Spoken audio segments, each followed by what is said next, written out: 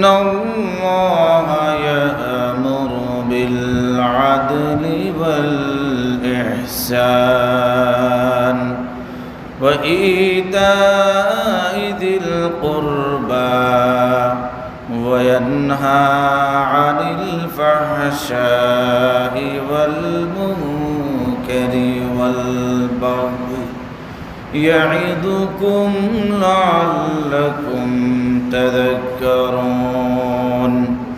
وقال النبي صلى الله تعالى عليه وسلم الظلم ظلمات يوم القيامة أو كما قال النبي صلى الله عليه وسلم. وقال شاعر العلام मेरे वर्द लब है नबी नबी मेरा दिल मकाम हबीब है मेरे वर्द लब है नबी नबी मेरा दिल मकाम हबीब है मैं मरीज़ इश्क़ रसूल हो वो हबीब मेरा तबीब है मेरे विरद लब है नबी नबी। আলহামদুলিল্লাহ, মহান আল্লাহ পাক রব্বুল আলামিনের দরবারে অসংখ্য অগণিত শুকরিয়া আদায় করছি যে মহান রব্বুল আলামিন দয়া করে মায়া করে ভালোবেসে মহাব্বত করে আজ পবিত্র জুমার দিনে সফর মাসের প্রথম জুমায় জুমার নামাজ পড়ব বলে আশা রেখে মসজিদে এসে বসার মতো তৌফিক দান করেছেন। সে মালিকের দরবারে সকলে মিলে শুকরিয়া আদায় করছি আলহামদুলিল্লাহ। আজকে জুমার আলোচ্য বিষয় হলো আদল তথা ইনসাফ সম্পর্কে। ইনসাফ সম্পর্কে আমি আপনাদের মাঝে যে আয়াতে কারিমা তিলাওয়াত করেছি এই আয়াতের মধ্যে আল্লাহ পাক রব্বুল আলামিন মানুষদেরকে তিনটা আদেশ করেছেন, তিনটা নিষেধ করেছেন।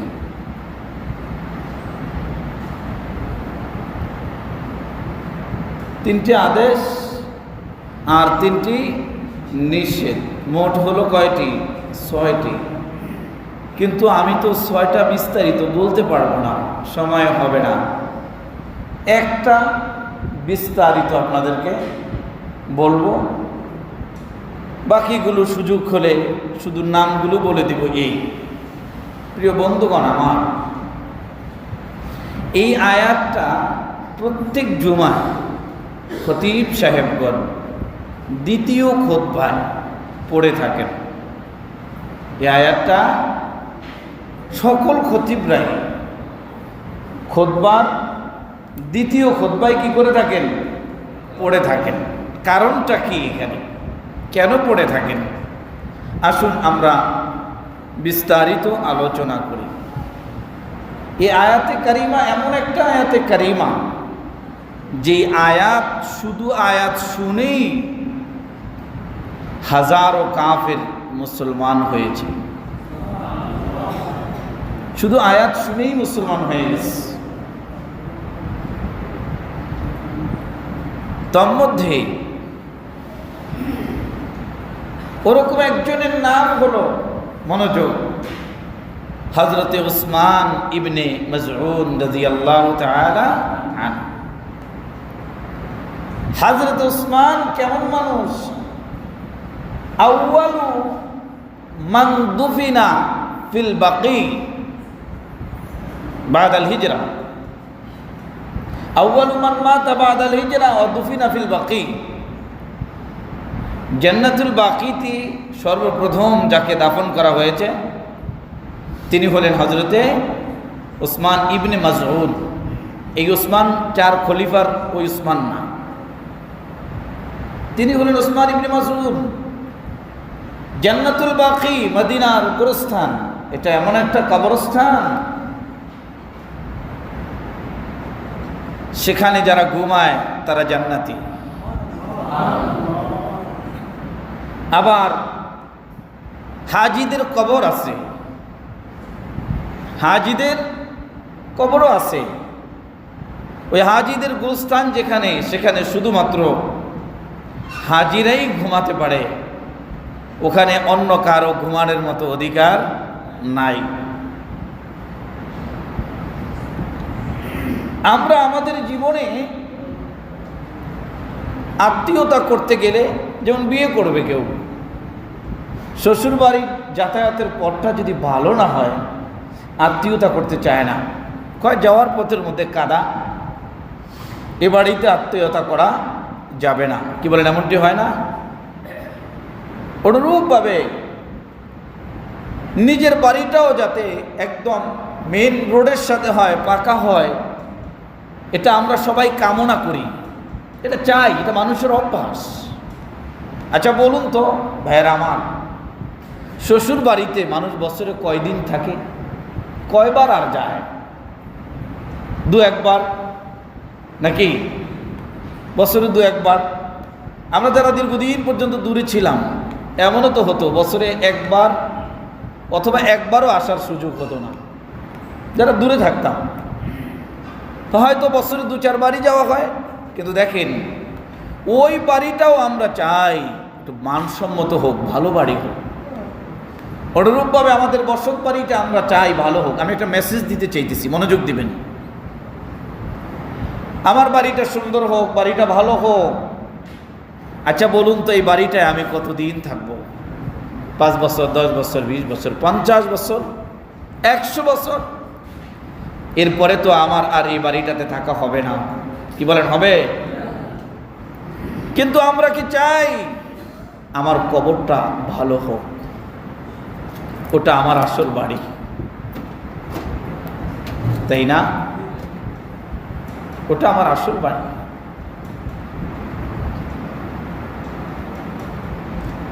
रहे मेरे मस्कन हवाली काबा,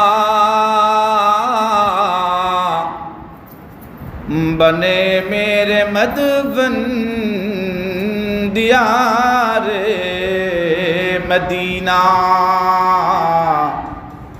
এটা কি কখনো চাইছি আমার কবরটা জান্নাতুল বাকিতে হোক? আমার কবরটা এমন একটা জায়গা হোক যে জায়গায় একটা হিফজখানা মাদ্রাসা আছে। আমার কবরটা এমন একটা জায়গায় আমি ঘরটা বানায় থুয়া যাই যেখানে একটা মসজিদ আছে, মসজিদের তিলাওয়াতের আওয়াজটা অন্তত আমার কবরে গিয়ে পৌঁছাক। আমার বাড়ির পাশে আমার কবরটা যেখানে হবে সেখানে আমি একটা হেফজখানা, একটা মাদ্রাসা বানিয়ে দিই, যাতে আমি কবরে থেকে কোরআন শুনতে পাই। কবি নজরুল ইসলাম, তার কথা বারবারই মনে পড়ে। তার কবিতা শুধু কবিতা ছিল না, তার কবিতাগুলো কোরআন হাদিসের নির্যাস মাখা কবিতা ছিল। কবি নজরুল ইসলাম বলে গিয়েছেন, মসজিদেরই পাশে আমার কবর দিও ভাই, যেন গড়ে থেকে মুয়াজ্জিনের আজান শুনতে পাই। আমি তো কবি না, আমি আমার মতো করে বললাম, সে তো তার মতো করে বলেছে। মসজিদেরই পাশে আমায় কবর দিও ভাই, যেন গড়ে থেকে মুয়াজ্জিনের আজান শুনতে পাই। তার কথাটা কত চমৎকার ছিল। কারণ কবি নজরুল ইসলাম আমাদের প্রাণের কবি, কবি নজরুল ইসলাম আমাদের হৃদয়ের কবি। কবি নজরুল ইসলামকে আমার দেশ জাতি যে মর্যাদা উঠানো দরকার ছিল সে মর্যাদা উঠায় নাই, সে মর্যাদা তাকে দিতে শিখে নাই, দিতে শিখেছে অন্য ধর্মাবলম্বীদেরকে। কি বলেন? যাই হোক, আমি ওদিকে গেলাম না। যেটা আমি বলতে চেয়েছিলাম, সে বলেছে আমাকে আমার কবরটা যাতে মসজিদের পাশে হয়। উলামায়ে কেরামরা লিখেন, কোন এক কবরের যদি একজন আল্লাহওয়ালা ঘুমায়, একজন আল্লাহওয়ালা কোন কবরে ঘুমায়, আর অন্যান্যরাও কোনো ছোটোখাটো কুফরি ব্যতীত, শিরক ব্যতীত ক্ষমাযোগ্য কোনো গুনাহগার, ক্ষমাযোগ্য বলছি কিন্তু শব্দটা, তারা ঘুমায়, তাহলে ওই আল্লাহর ওলির বরকতে এই মাকবারাতে অন্যান্য কবরবাসীদের কবরের ছোটোখাটো আযাবগুলো আল্লাহ তাআলা মাফ করে দেন। ভাইরা আমার, হযরত উসমান ইবনে মাসউদ মনে আছে আপনাদের? রাদিয়াল্লাহু তাআলা আনহুকে জান্নাতুল বাকিতে প্রথম কি করা হয়েছে? দাফন করা হয়েছে। হযরত উসমান ইবনে মাসউদ রাদিয়াল্লাহু তাআলা আনহু বলেন, আমি রাসূলুল্লাহ সাল্লাল্লাহু আলাইহি ওয়াসাল্লামের দরবারে আসলাম। আমি তখনও মুসলমান হই নাই, আমি নবীজির দরবারে আসলাম। হঠাৎ করে আমি দেখলাম বিশ্বনবী রাহমাতুল লিল আলামিনের কপাল ঘামায়া গেছে, শরীর থেকে ঘাম ঝরে পড়তেছে। আমি জিজ্ঞাসা করলাম, ওগো নবীজি, আপনাকে এমন ঘামাইতেছে কেন? মনে হয় আপনার কাছে জিবরিল আমিন এসেছে, মনে হয় আপনার কাছে জিবরিল আসছে, এই জন্য আপনি এমন ঘামাইছেন। নবীজি বললেন যে হ্যাঁ, একটু আগেই আমার কাছে জিবরিল এসেছে। কি নিয়ে এসেছে শুনবা? তখনও তিনি কাফের ছিলেন, মুসলমান হন নাই। কি নিয়ে এসেছে শুনবা? বলে হ্যাঁ বলেন। নবীজি সাল্লাল্লাহু আলাইহি ওয়াসাল্লাম এই আয়াতে কারিমা তিলাওয়াত করলেন, ইন্নাল্লাহা ইয়ামুরু বিল আদল। আল্লাহ তাআলা তোমাদেরকে ইনসাফের জন্য আদেশ করেছেন। কিসের আদেশ করেছেন? ইনসাফের আদেশ করেছেন। হযরত উসমান ইবনে মাসউদ বললেন, কি চমৎকার, বাহ কি চমৎকার! যেই দিন যে ধর্ম এত সুন্দর কথা শিখায়, এটা সত্য ধর্ম। হে নবী, আপনি আর দেরি করবেন না। এই আয়াত শুনি তিনি বললেন, আপনি আর দেরি করবেন না, আমাকে কালিমা পড়ায়া মুসলমান বানায়া দেন। জোরে কন্না সুবহানাল্লাহ। এই আয়াত শুনে এরকম আরো হাজারো বেদিন মুসলমান হয়েছে। প্রিয় ভাইয়েরা আমার, বন্ধুরা আমার, তাহলে এই আয়াতের মধ্যে আল্লাহ তাআলা তিনটা আদেশ করেছেন। বলুন না কয়টা? এবার আসুন আমরা আলোচনায় ঢুকে গেলাম। এক নাম্বার হলো আল্লাহ তাআলা ইনসাফ করতে বলেছেন। কি করতে বলেছেন? ইনসাফ। সব জায়গায়, আমাদের ব্যক্তিগত জীবন থেকে নিয়ে পারিবারিক জীবন, সামাজিক জীবন, রাষ্ট্রীয় জীবন, এমনকি আন্তর্জাতিক জীবন পর্যন্ত আমরা আমাদের জীবনটাকে ইনসাফ দ্বারা সাজাবো। আল্লাহ তৌফিক দেন, বলুন না আমিন। রাসূলুল্লাহ সাল্লাল্লাহু আলাইহি ওয়াসাল্লাম জন্মলগ্নে থেকেই তিনি ন্যায়পরায়ণ ছিলেন, ইনসাফগার ছিলেন নবীজি। হালিমাতুস সাদিয়া, শুনতেছেন কথা? হালিমাতুস সাদিয়া রাদিয়াল্লাহু তাআলা আনহা, নবীজি বড় হওয়ার পরে বললেন, মুহাম্মদ বাবা, আমি তোমাকে মক্কা থেকে তায়েফে নিয়ে গিয়েছিলাম, মক্কা থেকে তায়েফে তোমাকে নিয়ে গিয়েছিলাম। নেওয়ার পরে আমি তোমাকে দুধ পান করাইতেছিলাম। বাবা, কোনো দিন তুমি আমার বাম পাশের দুধ পান করোনি, ডান পাশেরটাই পান করেছ। কারণটা কি বাবা বলবে? নবী আমার বললেন, আম্মি। হালিমাতুস সাদিয়াকে বলেন, আম্মি, আমাকে আল্লাহ তাআলা আদেশ করেছেন ইনসাফের জন্য। কারণ আমার আপনার গর্বের আরেকটি ভাই আছে, আমি যদি উভয়টা দুধ পান করি আমার ভাই সাথে বেইনসাফি হবে। এজন্য আমি একটাকে বেছে নিয়েছি, ভাইয়ের জন্য আরেকটাকে রেখে দিয়েছি। সুবহানাল্লাহ। তায়েফের কথা, সমস্ত মাখলুক দুইবার কেঁদেছে। বলেন না কয়বার?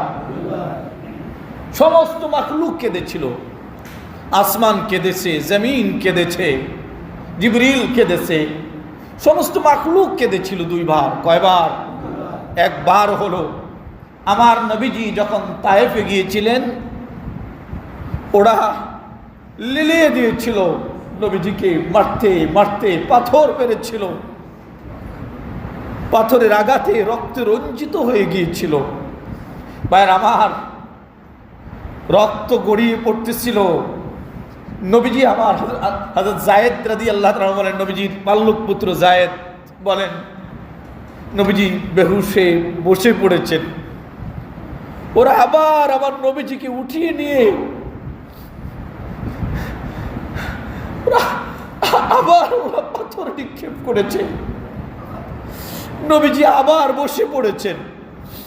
ওরা আবার উঠিয়ে নিয়ে নবীজিকে আবার পাথর নিক্ষেপ করেছিল। নবীজি ক্লান্ত হয়ে পড়েছে।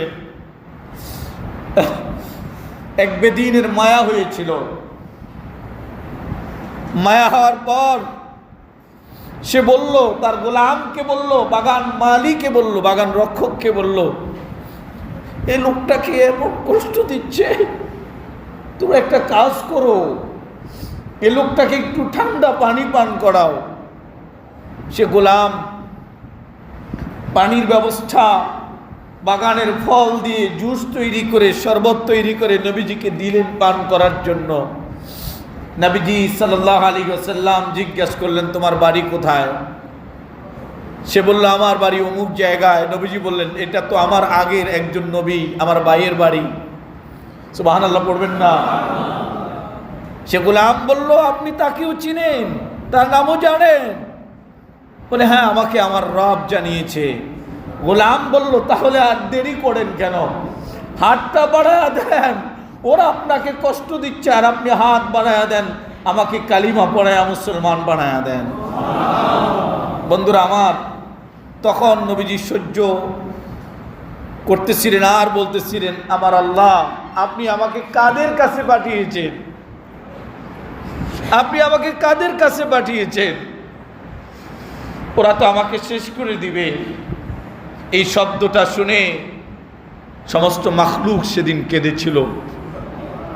জিবরিল আমিন ফেরেশতাদেরকে নিয়ে এসেছিলেন এদেরকে খতম করে দেওয়ার জন্য, শেষ করে দেওয়ার জন্য। নবীজি বলেছেন, না, এরা বুঝে না। এরা যদি বুঝতো তাহলে এরা এমনটি করতো না। আল্লাহ, আল্লাহুম্মা হাদি কওমি ফাইন্নাহুম লা ইয়ালামুন, আমার এই জাতিকে আপনি হিদায়াত দেন। এরা হয়তো আজকে আমাকে চিনে নাই, একদিন এরা কি করবে? এদের পরবর্তী প্রজন্ম দিন কবুল করবে। আরেকবার কেঁদেছিল ফেরেশতারা, সকল মাখলুক। ওই যে ইব্রাহিম আলাইহিস সালাম আর ইসমাইল আলাইহিস সালামের যেই ঘটনা রয়েছে, ওদিকে আমি গেলাম না। প্রিয় ভাইয়েরা আমার, প্রিয় বন্ধুরা আমার, নবীজি সাল্লাল্লাহু আলাইহি ওয়াসাল্লাম শিশু নবী, শিশু। তখনই তিনি কি করেছেন বলেন না? ইনসাফ করেছেন। রাসূলুল্লাহ সাল্লাল্লাহু আলাইহি ওয়াসাল্লামের কাছে বিচার এসেছিল, বিচার।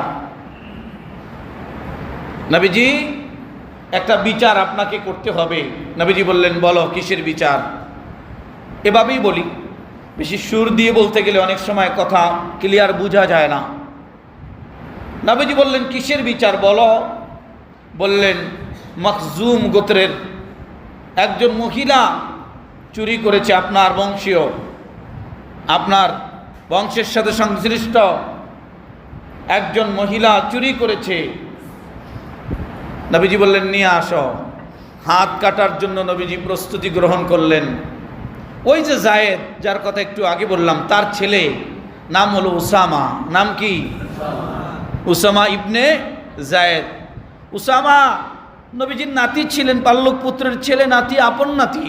নবীজির কাছে তো আর ভাগ পার্থক্য ছিল না। নবীজিকে জড়িয়ে ধরে বললেন, দাদা ভাই, এই মহিলাটা আপনার বংশের সাথে সম্পর্ক রাখে, এই মহিলাটাকে একটু চুরি করেছে, হাত না কেটে একটু শিথিল করা যায় না বিচারটা? নবীজি সাল্লাল্লাহু আলাইহি ওয়াসাল্লাম সঙ্গে সঙ্গে বসার থেকে দাঁড়িয়ে গেলেন। নবীজি তো বড় সুন্দর চেহারার ছিলেন না?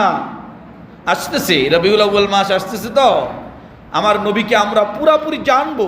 কেমন ছিলেন আমার নবী পুরাপুরি আমরা জানবো ইনশাআল্লাহ। ভাইরা আমার, বন্ধুরা আমার, নবীজি দাঁড়িয়ে গেলেন, চেহারাটা লাল হয়ে গেল, চেহারা মোবারক লাল হয়ে গেল। ডালিমের রস চিবালে পড়ে যেমন লাল হয়ে যায়, তেমন চেহারাটা লাল হয়ে গেল। নবীজি বললেন, সাহাবায়ে কেরাম, এত সাহস কার হয়েছে? এই আমার মেয়ে ফাতেমা কলিজার টুকরাও যদি চুরি করত, চুরির দায়ে ধরা খেত, হাজারো মানুষের মধ্যে ময়দানে একত্রিত করে আমি আমার কলিজার টুকরা ফাতেমাকেও হাত কেটে এই পৃথিবীতে ইনসাফ প্রতিষ্ঠা করতাম। জোরে কন্যা সুবহানাল্লাহ। প্রিয় ভাইয়েরা আমার, প্রিয় বন্ধুরা আমার, নবীজি জিহাদের ময়দানেও আমার নবীজি ইনসাফকে টিকিয়ে রেখেছেন। বড় মজার কথা, রাসূলুল্লাহ সাল্লাল্লাহু আলাইহি ওয়াসাল্লাম বদরের ময়দানে কাতার সোজা করছেন। নামাজের জন্য যেরকম সারিবদ্ধ হতে হয়, কাতার হতে হয়, শৃঙ্খলাবদ্ধ হতে হয়, অনুরূপভাবে ইসলাম শিক্ষা দেয় জিহাদের জন্য ওরকম সারিবদ্ধ কাতারবদ্ধ নিয়ম কানুন মেনে হিকমত। জিহাদের বিজয় অস্ত্র শস্ত্র দিয়ে হয় না, যুদ্ধের বিজয় হয় কৌশলের মাধ্যমে। কি বলেন, ঠিক না? আমেরিকা কত অস্ত্র শস্ত্র, কত বোমা, কত কিছু, কত পাওয়ার, কিন্তু ইরানের কাছে তারা নাকে খড় দিয়ে বারবার নত স্বীকার করছে, কিন্তু আবার দাদাগিরির একটা পাওয়ার আছে না, ওটাও দেখাতে চাচ্ছে। কিন্তু দেখাতে দেখাতে একদিন দেখবেন পুরো পৃথিবীর মোড়ল আর আমেরিকা নেই, পুরো পৃথিবীর মোড়ল একদিন ইসলাম ও মুসলমানদের হাতে আসবে। পুরো পৃথিবী একদিন মুসলমানরা শাসন করবে। এই জমিনে, আল্লাহর জমিনে আল্লাহর দ্বীনই প্রতিষ্ঠা হবে ইনশাআল্লাহ। প্রিয় ভাইয়েরা আমার, প্রিয় বন্ধুরা আমার, লক্ষ্য করবেন নবীজি বদরের ময়দানে কাতার সোজা করছেন। আমার যুবকদের তো রক্ত গরম, কি বলেন, ঠিক না?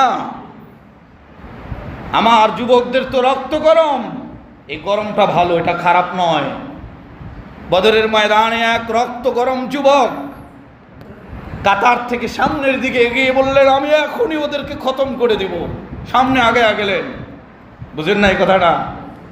হ্যাঁ, যুবকদের তত্ত্বাবধানে ছোট্ট ছোট্ট শিশুরাও কি বলেন, দেশ জাতি রক্ষার্থে তারাও রক্ত গরম করতে বাধ্য হয়েছিল, এমন একটা সময় আমরা দেখেছিলাম।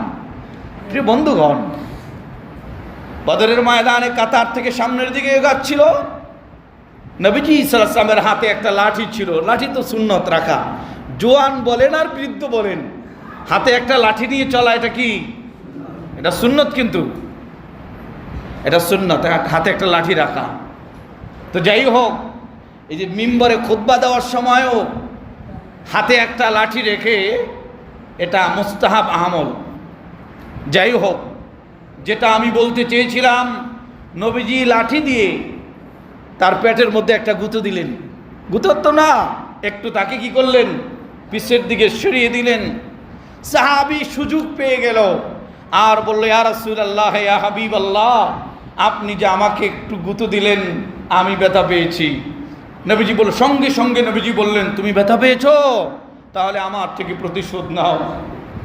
সাহাবী বললেন, আমার তো পেট উদাম ছিল। আমার তো পেট কি ছিল? উদলাগায় ছিল, উদাম ছিল আমার পেট। ইয়া রাসূলুল্লাহ, আপনি উদাম করেন। নবীজি সাল্লাল্লাহু আলাইহি ওয়াসাল্লাম চাদর মোবারকটাকে উঠাইলেন। সঙ্গে সঙ্গে সাহাবী সুযোগ পাওয়া গেলেন। কি সুযোগ পাওয়া গেলেন? বদরের ময়দান চলে যাচ্ছি, হয়তোবা আমি শহীদ হয়ে যাব, গাজী হয়ে ফেরার মতো আমার আর সুযোগ হবে না। আমার নবীজির সঙ্গে আমার আর কোনোদিন দেখা হবে না। সুযোগটা যেহেতু পেয়েছি, নবীজি পেট মুবারকটা উঠিয়ে দিয়েছেন। এবার যুবক নিজের পেট তো উদলাই, নবীজি সাল্লাল্লাহু আলাইহি ওয়াসাল্লামকে জড়িয়ে ধরে নবীজির পেটের সঙ্গে পেটটা লাগায়া কেঁদে দিয়ে বললেন, ইয়া রাসূলুল্লাহ, ইয়া হাবিবাল্লাহ, ওগো নবীজি, আর জীবনে কখনো সুযোগ হয় কিনা? এজন্য আমি এই কাজটা করার জন্য আমি বলেছিলাম আমি আপনার কাছ থেকে প্রতিশোধ গ্রহণ করব, জোরে কন্যা সুবহানাল্লাহ। কি বুঝলেন? জিহাদের ময়দানেও নবীজি সাল্লাল্লাহু আলাইহি ওয়াসাল্লাম ইনসাফ প্রতিষ্ঠা করলেন। আমার প্রিয় ভাইয়েরা, আমার বন্ধুরা, হযরত আবু বকর সিদ্দিক রাদিয়াল্লাহু তাআলা আনহু নবীজির খলিফা, নবীর পরেই যার অবস্থান সিদ্দিক আকবর, যার ব্যাপারে নবীজি সাল্লাল্লাহু আলাইহি ওয়াসাল্লাম বলেছেন জান্নাতের প্রত্যেকটা দরওয়াজা ডাকবে আবু বকর, আমার মধ্যে দিয়ে আপনি প্রবেশ করেন। আবু বকর জান্নাতের যেই দরওয়াজা দিয়ে প্রবেশ করবেন, জান্নাতের ওই দরওয়াজা অন্যান্য দরজাগুলোর উপরে ফখর করতে থাকবে, গর্ব করতে থাকবে। আমার প্রিয় ভাইয়েরা, আমার বন্ধুরা, তিনি হলেন আবু বকর। নবীজি যার ব্যাপারে বলেছেন আমি সবার প্রতিদান দিতে পারছি, আমি আমার আবু বকরের প্রতিদান ওখানের জন্য রেখে দিয়েছি। যে আবু বকর কেমন আবু বকর? জিবরিল আমিন গতকালকে হাজী তৈয়ব ভাই, যে জেলা মারকাজের মুরব্বী তৈয়ব ভাইও গতকালকে শুনাইছেন, জিবরিল আমিন এসে বলে, এই আবু বকর বলো না জিবরিল কোথায় আছে, এখন বলো না জিবরিল এখন কোথায়। আবু বকর চোখ বন্ধ করলেন আর বললেন, ও আগুন তো শোনো, তুমি জিবরিলের তালাশ করছো। আমি জান্নাত ঘুরলাম, জাহান্নাম ঘুরলাম, 7 আসমান ঘুরলাম, 7 জমিন ঘুরলাম, মাওলার পুরো সৃষ্টি ঘুরলাম, কোথাও আমি জিবরিলকে পাচ্ছিলাম না। কিন্তু এই আমি আছি আর তুমি আসো, হয়তো আমি হব নয়তো তুমি হবা। আরে আমি তো আবু বকর, আমি তো আবু বকর, তুমি হলা জিবরিল। জোরে জোরে কন্যা সুবহানাল্লাহ। কষ্ট হচ্ছে আপনাদের? এই হলেন আবু বকর। আবু বকর সিদ্দিক রাদিয়াল্লাহু তাআলা আনহু। শিক্ষক যারা আছেন তাদের জন্য একটা মেসেজ। আবু বকর সিদ্দিক রাদিয়াল্লাহু তাআলা আনহু গোলামের কান ধরলেন, অপরাধ করার কারণে কান ধরলেন। কান কিন্তু নরম জায়গা। আমি সহ আমরা যারা শিক্ষক রয়েছি, আমরা অনেক সময় ছাত্ররা অপরাধ করলে, অন্যায় করলে একটু কান টেনে দেই, কান মলে দেই। কি বলেন? এটা করি না? এটা করার ক্ষেত্রেও একটু সাবধান হতে হবে। এটা নরম জায়গা, অনেক ব্যথা পাওয়া যায়। কি বলেন? এটা নরম জায়গা, অনেক ব্যথা পাওয়া যায়। তো আমি যেটা বলতে চেয়েছিলাম, আবু বকর রাদিয়াল্লাহু তাআলা আনহু কান মলে দিলেন, আর গোলাম একটু ব্যথা পাইল। আর গোলাম বলল, আবু বকর আমি ব্যথা পেয়েছি। আমি কি পেয়েছি? সঙ্গে সঙ্গে আবু বকর সিদ্দিক রাদিয়াল্লাহু তাআলা আনহু বললেন, গোলাম তুমি ব্যথা পেয়েছ, তাহলে তুমি আমার কাছ থেকে এটার প্রতিশোধ গ্রহণ করে নাও। সুবহানাল্লাহ পড়বেন না? আমরা হলে অনেক সময় আমাদের সমাজের মধ্যে স্ত্রীদের গায়ে আঘাত করা হয়, যেখানে সেখানে স্ত্রীদেরকে মারা হয়, স্ত্রীদেরকে যা তা বলা হয়, স্ত্রীদের গায়ে এমনভাবে আঘাত করা হয়। এমনও ঘটনা ঘটে আমাদের সমাজের মধ্যে, মারতে মারতে স্ত্রীর হাত ভেঙে দেয়, পা ভেঙে দেয়, শরীরটাকে ক্ষতবিক্ষত করে দেয়। এই কাজটি আপনি জুলুম করলেন। আয-যুলমু যুলুমাতুন ইয়াওমাল কিয়ামা, জুলুম কিয়ামতের দিন অন্ধকার হয়ে দেখা দিবে। মানে কি? আপনি যখন ফুলসিরাতের রাস্তা পার হওয়ার জন্য যাবেন, তখন ওই জুলুমের কারণে আপনার চক্ষু অন্ধকার হয়ে যাবে, অন্ধ হয়ে যাবে, আপনি দেখে ফুলসিরাত পার হতে পারবেন। সবাই কি বুঝতে পেরেছেন কথাটা? জুলুম কিয়ামতের দিন অন্ধকার হয়ে দেখা দেবে। বুঝছেন তো ব্যাখ্যাটা? আপনি অন্ধ হয়ে যাবেন সেদিন এই জুলুমের কারণে, অন্যায়ের কারণে আপনি ফুলসিরাতের রাস্তা কি হতে পারবেন না। হযরতে ওমর রাদিয়াল্লাহু তাআলা আনহু বিচার করবেন, কোনো বিচারই আসে না তার কাছে। বিচারক হযরতে ওমর, কি বলেন? কোনো বিচারই তিনার কাছে আসে না। এক ব্যক্তি আসছে, স্বর্ণের কলসি নিয়ে আসছে। বলুন না, কি নিয়ে আসছে? এসে বলে, ওমর এটা আমার কলসি নয়, আমি ওনার কাছ থেকে বাড়ি কিনেছিলাম, বাড়ির মাটির নিচে কি পেয়েছি? কলসি পেয়েছি। বাড়িওয়ালাকে বলেন এটা নিয়ে যেতে। বাড়িওয়ালা বলে আমি ওনার কাছে বাড়ি বিক্রি করেছি, মানি উপরে যা আছে নিচে যা আছে সব আমি কি করে দিয়েছি, ওনাকে দিয়ে দিয়েছি। সেও নেয় না। আর আমি হলে কি বলতাম জানেন? কি বলেন? আরে মিয়া জলদি এটা আমার, আমি তো তোমার কাছে আমার কথা কইছিস, আপনাদের কথা না।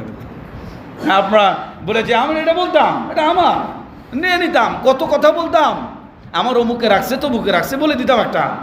আমার প্রিয় ভাইয়েরা, আমার বন্ধুরা লক্ষ্য করবেন, হযরত ওমর বলে তোমরা যেহেতু দুইজনের কেউই নিতে চাও না, তো আমার কাছে একটা সমাধান আছে। কি সে সমাধান? বলে যে তোমার কি ছেলে আছে? বলে হ্যাঁ আছে। তোমার কি মেয়ে আছে? বলে হ্যাঁ আছে। তাহলে তোমার ছেলে আর তোমার মেয়ে একজনের সাথে আরেকজনে বিয়ের ব্যবস্থা করে দাও, আর তোমার মেয়ের খরচ আর তোমার কি ছেলের খরচ, বাস বিয়ের খরচে তোমরা এটাকে কি করো? বলেন না, এটাকে খরচ করে দাও। হযরত ওমর রাদিয়াল্লাহু তাআলা আনহু চমৎকার করে ইনসাফের সাথে কি করে দিলেন? ফয়সালা করে দিলেন। আমার প্রিয় ভাইয়েরা, আমার বন্ধুরা লক্ষ্য করবেন, হযরত ইব্রাহিম বিন আদহাম, কে তার নাম না জানেন? ইব্রাহিম আদহাম বলকের বাদশা ছিল। একদিন তন্দ্রা যাচ্ছিল, ঘুমের ভাব হয়েছিল। এর আগেও কয়েকটা ঘটনা আছে, আমি শর্ট করে বলে দিই, নতুবা আপনারা পুরোটা বুঝতে পারবেন না। একদিন হরিণ শিকার করার জন্য জঙ্গলে গিয়েছিল। বাদীকে বলেছিল আমার রুমটাকে ভালো করে গুছিয়ে রাখবা। বাদী আরামের বিছনা দেখে গুছাইতে গিয়ে একটু শুয়ে পড়েছে। বাদীর ঘুম চলে আসছে। ইব্রাহিম আদহাম বলকের বাদশা এসে দেখে বাদী তো ঘুমায় পড়ছে। বাদীকে ডাকে আনা হলো এবং বাদীকে শাস্তি দিল, মারলো। মারার পরে বাদী, আমার প্রিয় ভাইয়েরা, আমার বন্ধুরা, বাদী হাসে আর বলে একটা হুকুম অমান্য করার কারণে এত বেতের আঘাত। কয়টা? একটা। যেই লোকটায় এত বছর পর্যন্ত হাজার হাজার হুকুম অমান্য করে এই বিছনাটায় ঘুমাইলো, তার জানি কবরে গেলে বেতের আঘাত কয়টা খাইতে হয়? কি বলেন, ঠিক কিনা? আচ্ছা, ভাবতেছে বাদী কি বলল। ভাবার মধ্যে আরো অনেকগুলো আছে ঘটনা, আমি সামনেরটাই বলে দিলাম। এবার সে ভাবতেছে, তন্দ্রা চলে আসছে। তন্দ্রা চলে আসার পর ভাইয়ারা আমার, বন্ধুরা আমার, ছাদের উপর থেকে টুস টুস একটা আওয়াজ হচ্ছে। কে? কি খুঁজছ? আমি আমার যানবাহন হারিয়ে ফেলছি, সাওয়ারি। তখনকার যানবাহন তো আর ছিল না, সেটা ছিল সাওয়ারি ছিল। আমি আমার সাওয়ারি হারিয়ে ফেলেছি। বোকা নাকি? বোকা নাকি তুমি? এটা কি ছাদে পাওয়া যায় নাকি? বলে কোথায় পাওয়া যায়? সাওয়ারি হারালে জঙ্গলে পায়, মরুভূমিতে পাওয়া যায়, সেখানে যাও। ইব্রাহিম আদহাম বললেন মরুভূমিতে পাওয়া যায়। ওখান থেকে ওই আগন্ত লোকটা, সে তো হলো আল্লাহ পাকের পক্ষ থেকে পাঠানো ফেরেশতা। সে বলল আচ্ছা, যে তার মালিককে হারায় ফেলছে, সাওয়ারি যদি হারালে এই বিল্ডিংয়ের উপরে না পাওয়া যায়, যে তার মাওলাকে হারায় ফেলছে, সে আরামের বিছনার মধ্যে ঘুমায় কি মাওলারে পাবে? ইব্রাহিম আদহাম বললেন সঠিক কথা, পাওয়া যায় না। সব ছেড়ে দিলেন, রাজত্ব ছেড়ে দিলেন, দিয়ে জঙ্গলে পড়ে রইলেন। একদিন উজির পিছনে পিছনে মনে মনে ভাবে, হ্যাঁ আমার বাচ্চা ছিল, মোল্লা গো বাঁধে পড়ছে। কার বাদে পড়ছে? মোল্লার বাদে পড়ছে। বুঝেন না এই কথা? আর এটা বলতে বলতে ওই যে তখন তিনি সুই দিয়ে জং পরা সুই দিয়ে পোশাক সেলাই করতেছিলেন। আর ওই সুইটাকে সমুদ্রের মধ্যে কি করলেন? নিক্ষেপ করে দিলেন। দেওয়ার পরে বার বললেন দাও। এই সমুদ্রের মাছগুলো স্বর্ণের সুইগুলোকে উঠিয়ে বললেন এটা নেন, এটা নেন। ইব্রাহিম আদহাম বললেন নেই, ইয়ে নেই, এটা নয়, মেরে হাদিদ জু হ্যাঁ না ও ফেরা দো, আমার লোহার যেটা ছিল ওটা পিড়িয়ে দাও। সঙ্গে সঙ্গে একটা মাছ মুখে করে এনে ওটা পিড়িয়ে দিলেন। আর উজির বললেন মনে মনে কল্পনা করলাম, কাশপ যেটা কাশপ, মনে মনে কল্পনা করলাম, আর তাই তো হয়ে গেল। আপনি দুনিয়ার রাজত্ব ছেড়েছেন, আপনি আখিরাতের রাজত্ব পেয়েছেন। কি বলেন, ঠিক কিনা?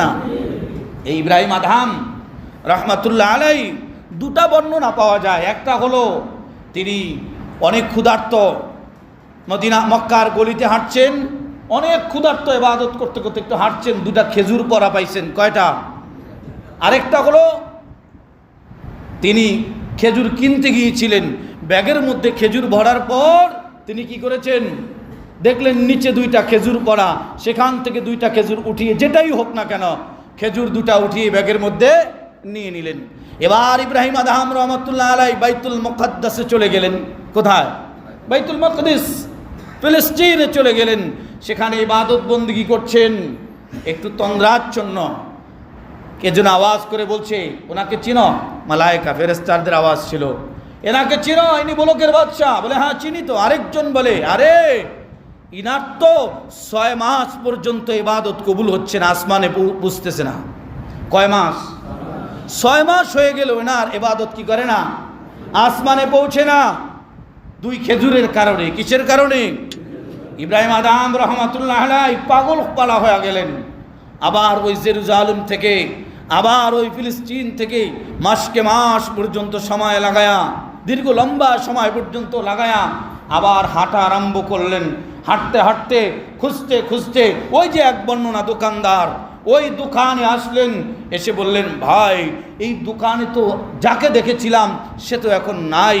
বলেন না সে কোথায়? বলে তিনি আমার আব্বা ছিলেন, আমার আব্বা ইন্তেকাল করেছেন। বলে শোনো, তোমার আব্বা আর 2টা খেজুর আমার কাছ থেকে পাও না, নাও 2টা খেজুরের মূল্য নিয়ে নাও। এবার দোকানদার যুবকটা বললেন, আরে আমার আব্বা দুনিয়ার থেকে চলে গেছে, এই খেজুরের মালিক তো এখন আমি একা না, আমার আরেকজন কি আছে, ভাই আছে। আমার ভাই 350 কিলোমিটার না মক্কা থেকে মদিনা, আচ্ছা যতটুকুই হোক, হ্যাঁ বলে যে 350 কিলোমিটার বা কম বেশি যেটা হয় ওটা, বলে আমার ভাই তো মদিনাতুল মুনাওয়ারায় ব্যবসা করে আর আমি এখানে ব্যবসা করি। আমার প্রিয় ভাইয়েরা, হযরতে ইব্রাহিম আদম রহমাতুল্লাহ আলাইহি ওই যুবককে সঙ্গে করে নিয়ে বললেন, আরে যাওয়ার পথে যদি আমি মরে যাই, অন্তত যাওয়ার আগে একটা খেজুরের দাবি তুমি আমার ছাড়াইয়া দাও। একটা খেজুর দিয়ে দিলেন, দাম দিয়ে দিলেন তাকে, আরেকটা ওনাকে দিয়ে দিলেন।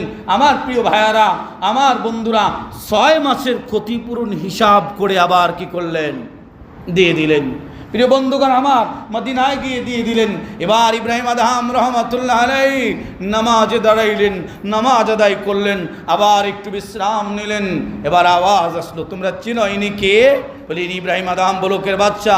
6 মাস ইবাদত বন্ধ ছিল, আর ইনি তার হকগুলো আদায় করে দেওয়ার পরে 6 মাসের ইবাদত সহ ওই যে ফিলিস্তিন থেকে মক্কা মদিনা সফর করেছেন, প্রত্যেকটা কদমে কদমে আল্লাহ তাআলা তাকে নেকি দান করে দিয়েছেন। জোরে কন্যা সুবহানাল্লাহ। এই কথাটা থেকে আমার একটা মেসেজ আছে আপনাদের জন্য। কি সেটা? বাদাম কিনতে গেলেন দোকানে, যুবক ভাইরা যারা আমরা আছি, আমি সহ, আমরা অনেক সময় একটু ঘুরতে যাই, একটু ছোলা বুট, বাদাম বা অন্য কিছু দোকানে কিনতে যাই। দোকান থেকে নিয়ে আমি কি করি, অগ্রিম 2টা খেয়ে ফেলি, মুখের মধ্যে নিয়ে ফেলি। এটা শরীয়তে বৈধ নয়। বুঝাইতে পারছি? এটি খাবো না আমরা, ঠিক আছে ইনশাআল্লাহ? ভাই বয়ান তো শুনলেই হবে না, এটা তো আমলে পরিণত করতে হবে, তাই না? আমরা এটা করব না, অগ্রিম কিছু খাবো না।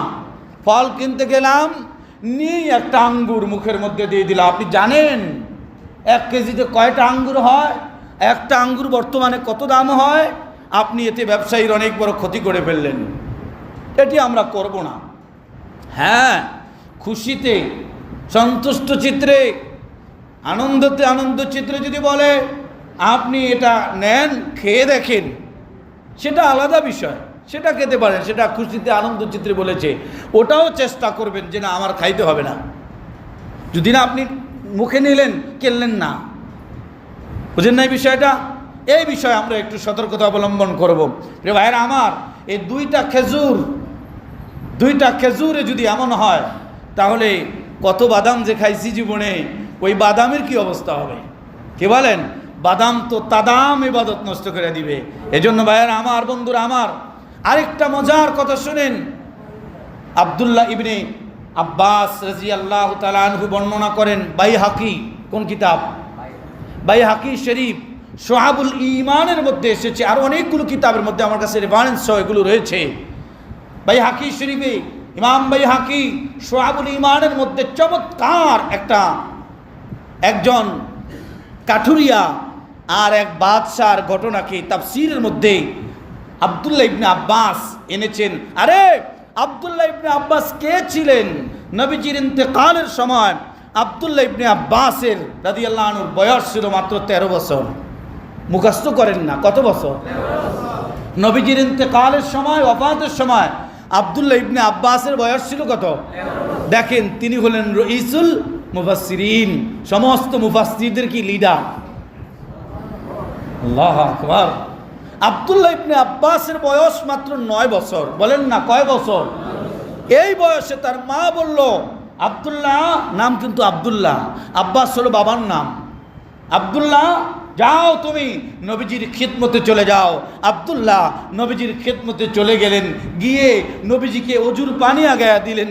নবীজি সাল্লাল্লাহু আলাইহি সাল্লাম তার অজুর পানি দেওয়া দেখে খুশি হলেন, আর নবীজি দোয়া করলেন, আল্লাহুম্মা আল্লিমহু ফিদ্দীন, এভাবে করে লম্বা চূড়া দোয়া করলেন।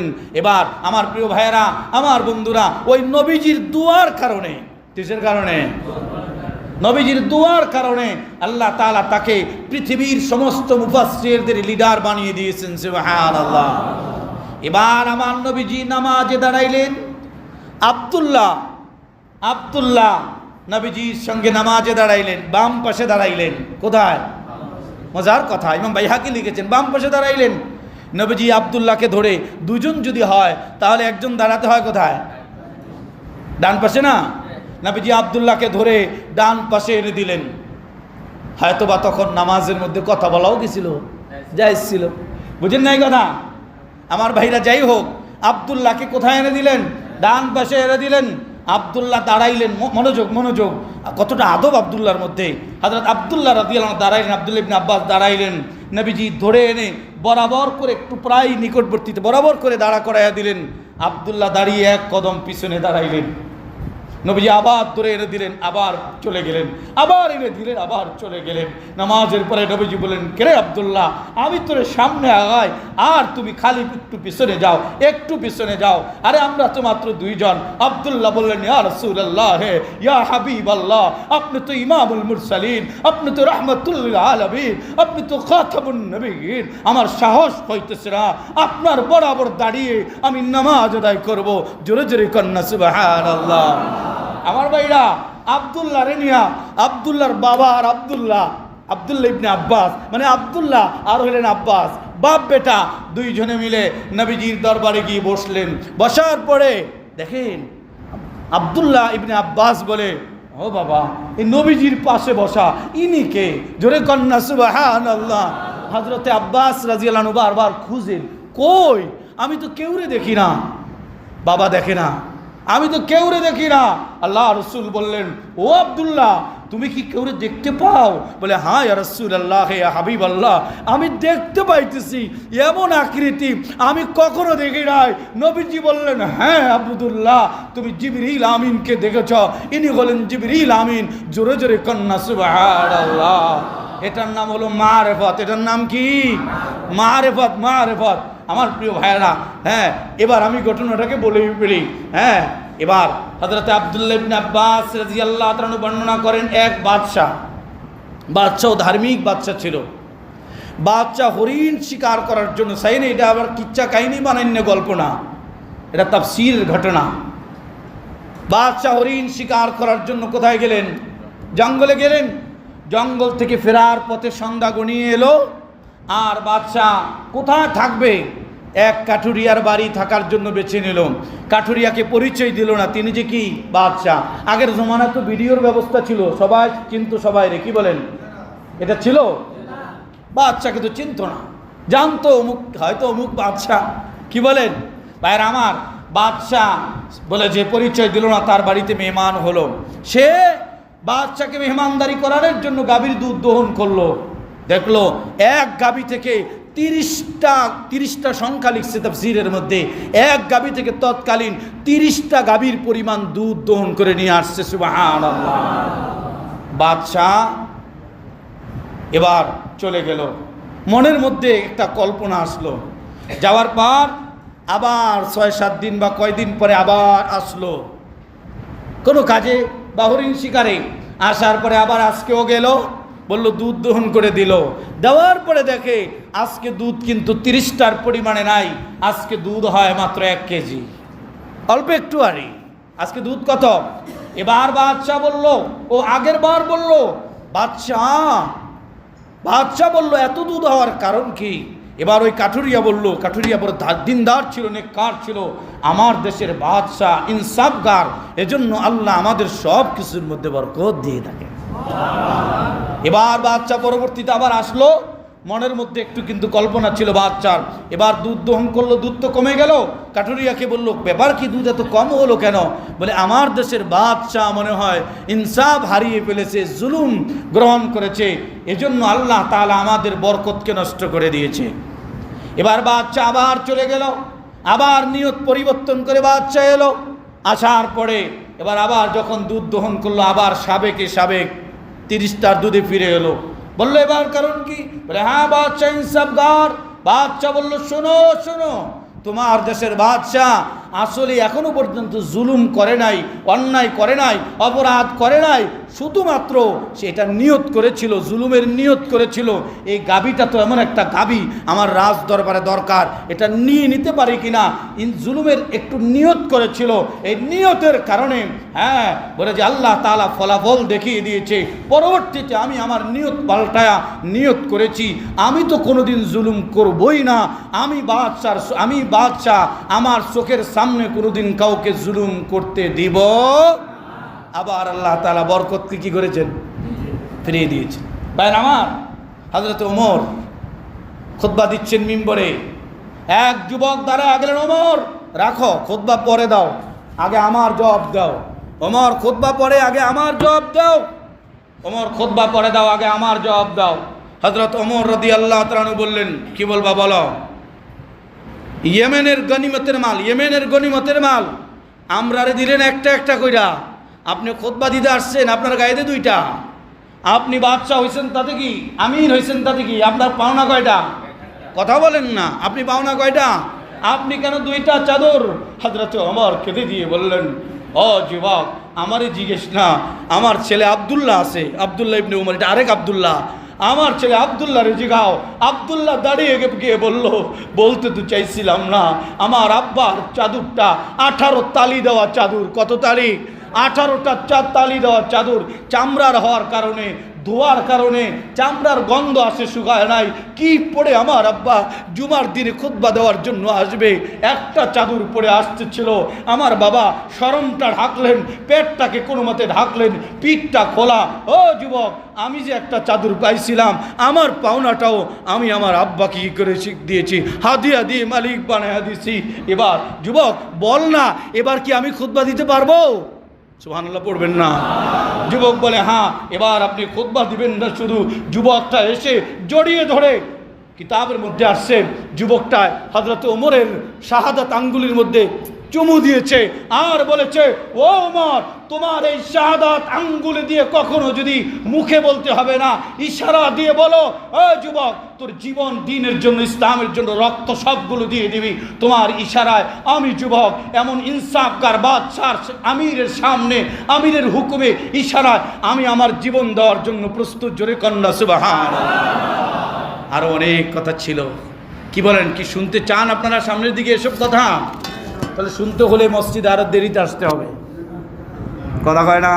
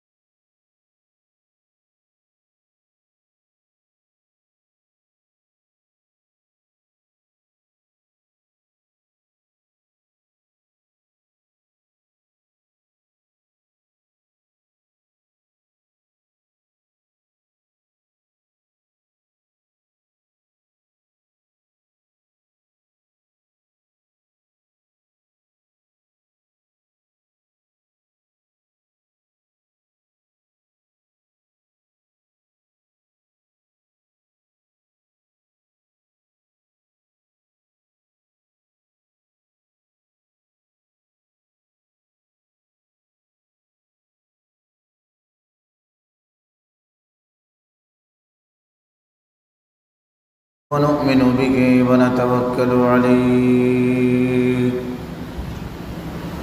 ونعوذ بالله من شرور أنفسنا ومن سيئات أعمالنا من يهده الله فلا مضل له ومن يضلله فلا هادي له ونشهد أن لا إله إلا الله وحده لا شريك له ونشهد أن سيدنا وسندنا وحبيبنا ومولانا محمدا عبده ورسوله صلى الله تعالى عليه وسلم تسليما كثيرا كثيرا أما بعد فأعوذ بالله من الشيطان الرجيم بسم الله الرحمن الرحيم رب إنهن أضللن كثيرا من الناس فمن تبعني فإنه مني ومن عصاني فإنك غفور رحيم وقال تعالى إن تعذبهم فإنهم عبادك وإن تغفر لهم فإنك أنت العزيز الحكيم وقال تعالى وامتازوا اليوم أيها المجرمون وقال النبي صلى الله عليه وسلم عينان لا تمسهما النار عين بكت من خشية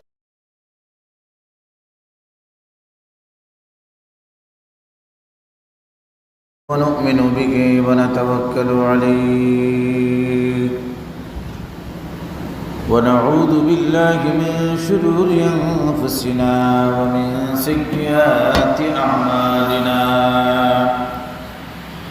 من يهده الله فلا مضل له ومن يضلله فلا هادي له ونشهد أن لا إله إلا الله وحده لا شريك له ونشهد أن سيدنا وسندنا وحبيبنا ومولانا محمدا عبده ورسوله صلى الله تعالى عليه وسلم تسليما كثيرا كثيرا أما بعد فأعوذ بالله من الشيطان الرجيم بسم الله الرحمن الرحيم رب إنهن أضللن كثيرا من الناس فمن تبعني فإنه مني ومن عصاني فإنك غفور رحيم وقال تعالى إن تعذبهم فإنهم عبادك وإن تغفر لهم فإنك أنت العزيز الحكيم وقال تعالى وامتازوا اليوم أيها المجرمون وقال النبي صلى الله عليه وسلم عينان لا تمسهما النار عين بكت من خشية